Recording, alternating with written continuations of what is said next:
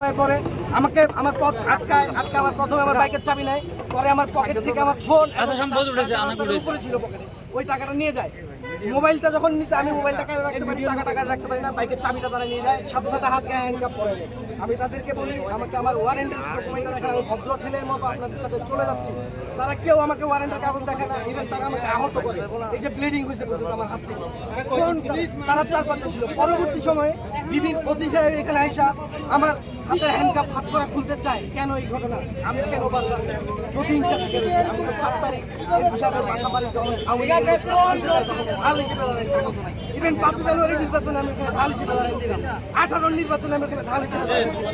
ওই আমার অন্যায়টা কি? আমার কি কারণে আমার হাতে হ্যান্ডকাপ? কেউ বলবেন কি কারণে আমার হাতে হ্যান্ডকাপ? এখানে অনেক লোক জমায়েত ছিল যখন আমাকে প্রত্যাখ্যান করা হয়। এই সাধারণ জনগণের কারণে আমি যাইতে পারিনি, আমাকে নিতে পারেনি তারা। আমি তো এনসিপির একটা বিরোধী দলের রাজনীতির সাথে সম্পৃক্ত, আমাকে কেন গ্রেপ্তার করা হলো? এখানে কেন আমার হাতে হ্যান্ডকাপ? কেউ একটু কাইন্ডলি বলবেন কেন আমার হাতে হ্যান্ডকাপ? বিভিন্ন ওসিরা কোথায় এখন? তারা কোথায়? আমার হাতে কেন হ্যান্ডকাপ? আমাকে কেন আহত করা হলো? রাস্তার মধ্যে আমার পথ কেন আটকানো? কর্তৃপক্ষ জবাব চায়। কর্তৃপক্ষ কে আছে এখানে? কর্তৃপক্ষ কে আছে এখানে? কর্তৃপক্ষ কে আছেন? আপনারা আসেন। কেন আমি কে হ্যান্ডকাপ নিয়ে চলে যাবো?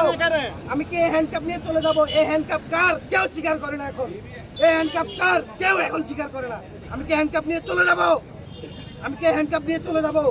হ্যান্ডকাপ কার? আচ্ছা সবাই হ্যান্ডকাপ সব বডিবি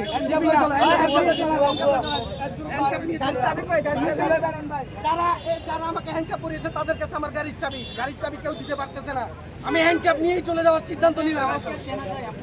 আমরা একমত ভাই, হ্যান্ডকাপ সংগ্রাম এই দালালি না রাজপথ ইনকিলাব জিন্দাবাদ ভাই। এই হয়রানি আর কয়দিন থাকবে বলেন? আমরা এই হয়রানি শিকার, হয়রানি আর কয়দিন? কতদিন হবো? আর এই কার ইশারায় করতেছেন? কারা ইশারায় জবাব